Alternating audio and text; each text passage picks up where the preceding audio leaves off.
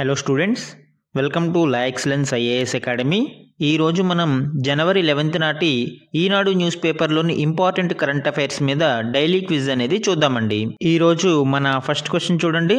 Consider the following statements with respect to house hold consumption expenditure survey 2023-2024 which is in the news recently. So మనకి రీసెంట్గా house hold consumption expenditure survey 2023-24 అనేది న్యూస్లో ఉంది. ఈరోజు దాని మీద లీడ్ ఆర్టికల్ రావడం జరిగింది. ఆ కంటెక్స్ట్లో ఈ క్వశ్చన్ని ఫ్రేమ్ చేయడం జరిగిందండి.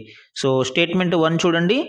The expenditure on food items is more than non food items in both rural and urban areas. ఈ సర్వే ప్రకారం రూరల్ అండ్ అర్బన్ ఏరియాస్లో నాన్ ఫుడ్ ఐటమ్స్ కంటే కూడా ఫుడ్ ఐటమ్స్ మీద ఎక్కువ ఖర్చు జరుగుతుంది. అంటే ఆహారేతర పదార్థాల కంటే కూడా ఆహార పదార్థాల మీద ఎక్కువ ఖర్చు చేస్తున్నారు అని స్టేట్మెంట్ 1 ఇవ్వడం జరిగిందండి. యాక్చువల్గా స్టేట్మెంట్ 1 అనేది రాంగ్. ఎందుకు? మనకి అకార్డింగ్ టు దిస్ సర్వే మనకి ఫుడ్ ఐటమ్స్ కంటే నాన్ ఫుడ్ ఐటమ్స్ మీదే ఎక్కువ ఖర్చు జరుగుతుంది. ఇక్కడ రివర్స్ ఇవ్వడం జరిగింది. స్టాటిస్టిక్స్ని ఒకసారి చూస్తే ఇక్కడ రూరల్ ఇండియాలో ఫుడ్ ఆర్టికల్స్ మీద 47.04% అనేది ఎక్స్పెండిచర్ ఉంటే నాన్ ఫుడ్ ఆర్టికల్స్ మీద 52.96. అలానే అర్బన్ ఇండియాకి వచ్చేటప్పటికి ఫుడ్ ఐటమ్స్ మీద 39.68% అయితే నాన్ ఫుడ్ ఐటమ్స్ మీద 60.32% అనేది ఉంది. అంటే ఎక్కడ చూసుకున్నా మనకి బోత్ రూరల్ అండ్ అర్బన్లో ఫుడ్ ఐటమ్స్ మీదే తక్కువ ఎక్స్పెండిచర్ అనేది ఉంది. కాబట్టి ఫస్ట్ స్టేట్మెంట్ అనేది రాంగ్ అవుతుందండి. సెకండ్ వన్ చూడండి. Beverages processed food category has the highest share in food items than fruits and vegetables. అంటే ఫ్రూట్స్ అండ్ వెజిటబుల్స్ కంటే కూడా మనము ఎక్కువగా ఈ ప్రాసెస్డ్ ఫుడ్ అండ్ ఈ శీతల పానీయాల మీద ఫుడ్ ఎక్స్పెండిచర్ అనేది చేస్తూ ఉన్నాము అనేది సెకండ్ స్టేట్మెంట్ అండి. Yes, second statement correct. Both urban and rural ఏరియాల్లో నియర్లీ 10% వరకు మనము ఈ ప్రాసెస్డ్ ఫుడ్ బెవరేజెస్ మీద ఫుడ్ ఐటమ్స్లో ఖర్చు పెడుతూ ఉన్నాము. దీనివల్ల ఏం జరుగుతుంది? ఈ non communicable diseases, life style diseases like sugar కావచ్చు అండ్ కార్డియక్ డిసీజెస్ కావచ్చు పెరుగుతూ ఉన్నాయి. సో మనకి first statement wrong, second statement correct. ఇక్కడ కరెక్ట్ ఆన్సర్ గురించి అడిగాడు కాబట్టి B 2 only is the correct answer అవుతుందండి. మన సెకండ్ క్వశ్చన్ చూడండి. Sahayak chatbot which is in the news recently is related to. So ఇటీవలి వార్తలలో మనకి సహాయక్ చాట్బాట్ అనేది న్యూస్లో ఉంది. సో ఆ కంటెక్స్లో ఈ క్వశ్చన్ని ఫ్రేమ్ చేయడం జరిగిందండి. ఇక్కడ ఆప్షన్స్ చూడండి. సహాయక్ చాట్బాట్ అనేది assist to enhance artificial intelligence in public services. అంటే పౌర సేవలలో కృత్రిమ మేధస్సును పెంపొందించడం కోసం దీనిని ఉపయోగించుకోవడం. సో యాక్చువల్గా ఇది రాంగ్ అండి. అండ్ B చూడండి. Assist to reduce digital arrests. So digital అరెస్టులను తగ్గించడంలో దీనిని ఉపయోగించడం, ఇది కూడా మనకి రాంగ్. సహాయక్ అనేది దీనికి సంబంధం లేదు. And third one, assist pilgrims during the Maha Kumbh Mela. So Sahayak chatbot అనేది ఆర్టిఫిషియల్ ఇంటెలిజెన్స్ సహాయంతో మనకి ఈ మహాకుంభమేళాలోని పిల్గ్రిమ్స్ యాత్రికులకి సహాయం చేయడం కోసం ఆవిష్కరించబడింది. దీనిని రీసెంట్గా ప్రధాని నరేంద్ర మోదీ గారు ఆవిష్కరించారు. ఇది సుమారు 11 ఇండియన్ లాంగ్వేజెస్లో ఈ యాత్రికులకి సహాయం చేయడం కోసం ఇది రూపొందించబడింది. కాబట్టి C is the correct answer అండి ఇక్కడ. అండ్ థర్డ్ క్వశ్చన్ చూడండి.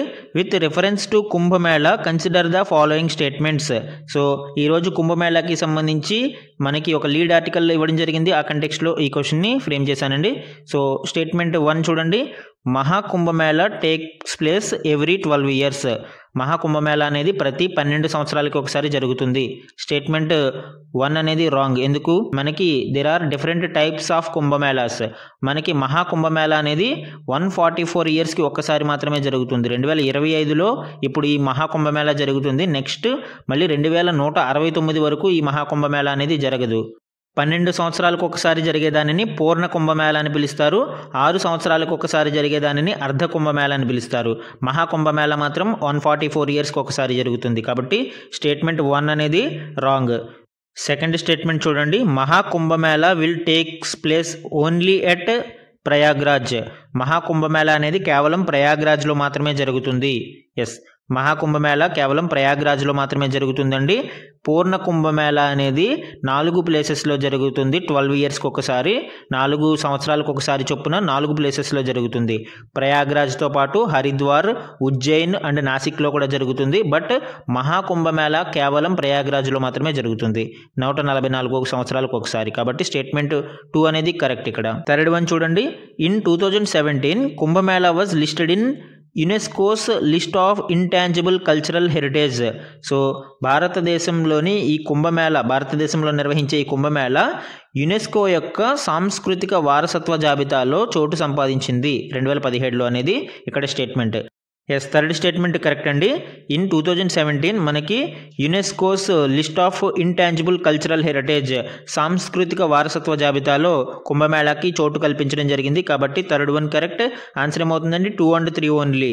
B is the correct answer అవుతుంది. ఇక్కడ 3 అనేది ప్రింట్ మిస్ అయింది. సో మనకి B is the correct answer. మన ఫోర్త్ క్వశ్చన్ చూడండి. Consider the following statements with respect to the patents regime in India. So భారతదేశంలోని patent వ్యవస్థకి సంబంధించి ఈరోజు మనకి న్యూస్ ఆర్టికల్లో పేటెంట్స్ గురించి రావడం జరిగిందండి. ఆ కంటెక్స్ట్లో ఈ క్వశ్చన్ని ఫ్రేమ్ చేశాను. సో స్టేట్మెంట్ 1 చూడండి. In 2021 the intellectual property appellate board was established. So 2021లో ఈ ఐపీఏబిని ఎస్టాబ్లిష్ చేశారు అని స్టేట్మెంట్ 1. సో యాక్చువల్గా ఇక్కడ స్టేట్మెంట్ 1 అనేది రాంగ్ అండి. In 2021 IPAB was abolished. మనకి 2021కి ముందు ఐపీఏబి ఉండేది. 2021లో దానిని రద్దు చేయబడింది. అంతకుముందు మనము అంటే ఈ ఇంటలెక్చువల్ ప్రాపర్టీస్కి సంబంధించిన పిటిషన్స్ ఏమన్నా ఉంటే ఈ ఐపీఏబిలో ఫైల్ చేయాల్సి వచ్చేది. ఇప్పుడు డైరెక్ట్లీ హైకోర్టులో మనము పిటిషన్ చేయవచ్చు ఈ ఇంటలెక్చువల్ ప్రాపర్టీస్కి సంబంధించిన ప్రాబ్లమ్స్ ఏమన్నా ఉంటాయి. సో స్టేట్మెంట్ 1 అనేది రాంగ్. అండ్ సెకండ్ వన్ చూడండి. The Indian Patents Act 1970 introduced many provisions to encourage the practice of evergreening of patents. So evergreening of patents ని ఎంకరేజ్ చేయడం కోసం ఇండియన్ పేటెంట్స్ యాక్ట్ 1970లో చాలా provisions ఉన్నాయనేది second statement. అసలు ఎవర్గ్రీనింగ్ of patents అంటే ఏంటండి? జనరల్గా పేటెంట్ అనేది 20 సంవత్సరాలకు ఒకసారి ఇస్తారు. బట్ ఆఫ్టర్ ద పీరియడ్ కొన్నిసార్లు ఏం చేస్తారు, చిన్న చిన్న మాడిఫికేషన్స్ చేసి మళ్ళీ పేటెంట్స్కి అప్లై చేస్తారు. కానీ దానివల్ల ఏ విధమైన ఉపయోగం ఉండదు. కానీ పేటెంట్ని పొందడం కోసం ఇలాంటి మాడిఫికేషన్స్ చేస్తారు.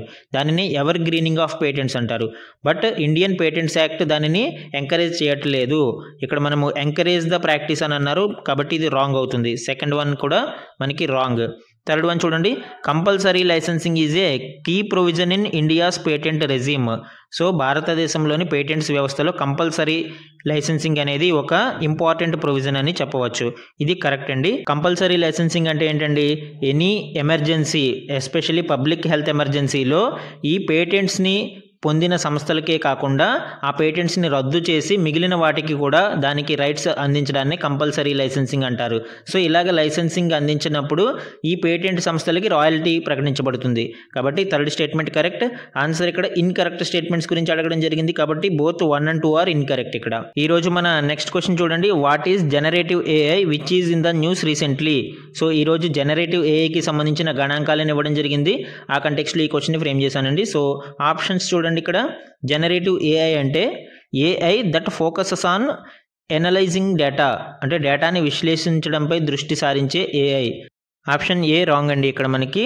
అండ్ బి చూడండి. AI used for data storage, data నిల్వ కోసం ఉపయోగించే ఏఐ, ఇది కూడా wrong. AI used for automating repetitive tasks, అంటే రిపీట్ అయ్యే టాస్క్స్ని ఆటోమేటిక్గా సెట్ చేయడం కోసం యూజ్ చేసే ఏఐని జనరేటివ్ ఏఐ అంటారు, ఇది కూడా wrong. And AI that generates new content or data. So generative, the term it self indicates generates new content. కాబట్టి ఇక్కడ డి అనేది కరెక్ట్ ఆన్సర్ అవుతుందండి. కొత్త కంటెంట్ లేదా డేటాను ఉత్పత్తి చేసే ఏఐని మనము జనరేటివ్ ఏఐ అని పిలుస్తాము. గణాంకాల ప్రకారం మనకి రీసెంట్ డెవలప్మెంట్స్లో చాలా ఎక్కువ పెట్టుబడులు ఈ జనరేటివ్ ఏఐలో పెట్టడం జరుగుతుంది. సో మనకి డి అనేది ఇక్కడ కరెక్ట్ అవుతుందండి. ఇవి ఈరోజు ఈనాడు న్యూస్ పేపర్లోని ఇంపార్టెంట్ కరెంట్ అఫైర్స్ మీద డైలీ క్విజ్ అండి. Thank you for watching.